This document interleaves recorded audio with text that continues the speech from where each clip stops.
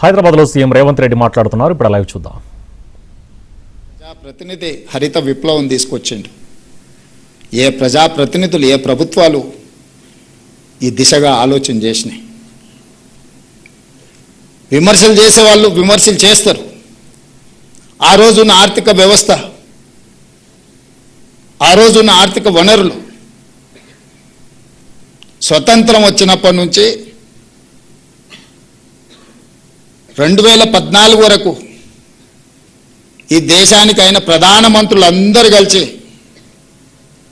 51 లక్షల కోట్ల అప్పు చేస్తే 2014 నుంచి 2026 వరకు 12 సంవత్సరాలలో ఇప్పుడున్న ప్రధానమంత్రి చేసిన అప్పు 151 లక్షల కోట్ల రూపాయలు.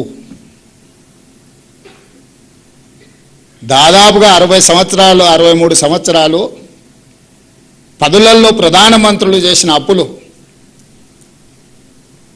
50 లక్షల కోట్ల రూపాయల అప్పు అయితే ఇన్ని ప్రాజెక్టులు కట్టిండ్రు, ఇన్ని రైల్వే లైన్లు వేసిండ్రు, ఇన్ని నేషనల్ హైవేలు వేసిండ్రు, ఇంత ఇన్ఫ్రాస్ట్రక్చర్ ఇచ్చారు, లక్షలాది గ్రామాలకు విద్యుత్తునిచ్చారు, లక్షలాది గ్రామాలకు విద్యనిచ్చారు, లక్షలాది గ్రామాలకు తాగునీరుని అందించారు, లక్షలాది గ్రామాలకు సాగునీరు అందించారు. మరి 14 సంవత్సరాలలో మీరందరు అకాడమిషియన్స్, ఎకనామిస్టులు ఉన్నారు ఇక్కడ. విమానాశ్రయాలు ఏమైనా మనకు కొత్తగా వచ్చినాయా? రైల్వే లైన్లు ఏమైనా కొత్తగా వచ్చినాయా? విపరీతంగా ఏమైనా పోర్టులు వచ్చినాయా? ఎయిర్పోర్ట్లు ఏమొచ్చినాయి? కానీ ఈ 12 సంవత్సరాలల్లో ఈ దేశం నిన్నగాక మన పార్లమెంట్లో సమాధానం ఇచ్చినప్పుడు ఈరోజు దేశం యొక్క అప్పు 201 లక్ష కోట్ల రూపాయల అప్పు ఈరోజు ప్రత్యక్షంగా ఈ దేశం మీద ఉన్నది. ఎట్లయితే 8,11,000 కోట్ల రూపాయల అప్పు తెలంగాణ మీద ఉన్నదో భారతదేశం మీద 201 లక్ష కోట్ల రూపాయల అప్పు ఉన్నది. మరి అయినా ప్రధానమంత్రి ఆనాటి పండిట్ జవహర్లాల్ నెహ్రూ గారిని, రోటీ కపడా और మకాన్ అన్న ఇందిరాగాంధీ గారిని, పేదలకు కూడు గూడు నీడ అన్న గొప్ప వ్యక్తులను, దళితులు, గిరిజనులు, ఆదివాసీలు, మహిళలు గొప్పగా కొలుచుకునే నాయకులను కూడా విమర్శిస్తూనే ఉంటారు. ఆ విమర్శల్నే మనం దృష్టిలో పెట్టుకొని ఆ విమర్శలతో మనం బాధపడి పని చేయకుండా ఉంటే ఈ దేశం ముందుకు సాగదు.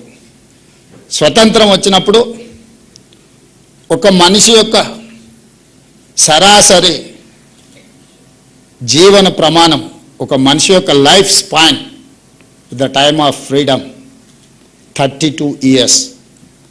32 సంవత్సరాలే ఒక మనిషి యొక్క యావరేజ్ లైఫ్ స్పాన్ మనకు స్వతంత్రం వచ్చినప్పుడు.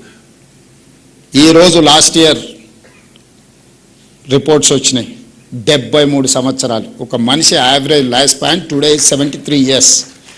32 సంవత్సరాలు ఒక మనిషి యొక్క లైఫ్ స్పాన్ నుంచి 73 సంవత్సరాలకు మనం పెంచడం. గోయింగ్ ఫార్వర్డ్ అది 100 years కూడా కావచ్చు. ఈ ఫౌండేషన్ వేసింది ఎవరు? ఈ ఆలోచనలోనే విధానాలుగా మార్చిన వాళ్ళు ఎవరు? ఆ విధానాలు ఈరోజు సత్ఫలితాలను ఇస్తున్నాయా లేవా?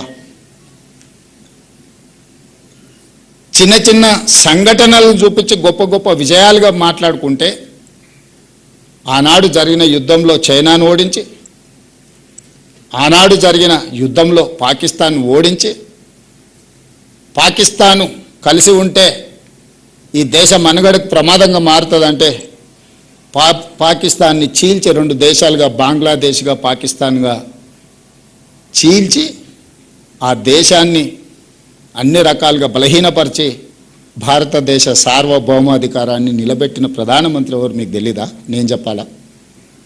అలాంటి గొప్ప వ్యక్తులను కూడా ఈరోజు విమర్శిస్తారు. దాని గురించి మనమేం పెద్దగా ఆలోచన చేయాల్సిన పని లేదు. కాలక్రమేణా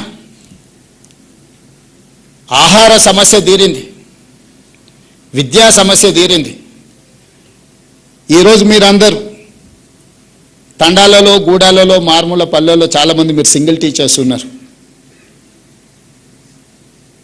ప్రతి గూడెంలో సింగిల్ టీచర్, ప్రతి 2 కిలోమీటర్లకు ప్రాథమిక పాఠశాల, ప్రతి 5 కిలోమీటర్లకు ప్రాథమిక ఉన్నత పాఠశాల, ప్రతి 10 కిలోమీటర్ లోపల ఒక ఉన్నత పాఠశాల, ప్రతి మండలంలో జూనియర్ కాలేజ్, ప్రతి నియోజకవర్గంలో డిగ్రీ కాలేజ్, ప్రతి రెవెన్యూ డివిజన్లో ఇంజనీరింగ్ అండ్ మెడికల్ కాలేజ్, 10 ఆనాటి ఉమ్మడి జిల్లాలకు 10 యూనివర్సిటీలు, వీటన్నిటిని కూడా ఏ ప్రభుత్వంలో ప్రణాళికలు సిద్ధం చేసిండ్రో, ఏ ప్రభుత్వంలో డిఎస్సి నోటిఫికేషన్లు ఇచ్చిండ్రో, ఏ ప్రభుత్వంలో ఉపాధ్యాయుల నియామకాలు జరిగినాయో మీరు ఒకసారి చరిత్రను తిరిగేయండి. రెసిడెన్షియల్ స్కూల్స్ మొట్టమొదటిసారి పివి నరసింహారావు గారు హెచ్ఆర్డి మినిస్టర్గా ఉన్నప్పుడు ప్రారంభించారు. నల్గొండ జిల్లాలో ఉన్న రెసిడెన్షియల్ స్కూల్. అక్కడి నుంచే మొన్నటి వరకు ఉన్న మన రామకృష్ణారావు గారు చీఫ్ సెక్రటరీ గారు ఆ పాఠశాలనే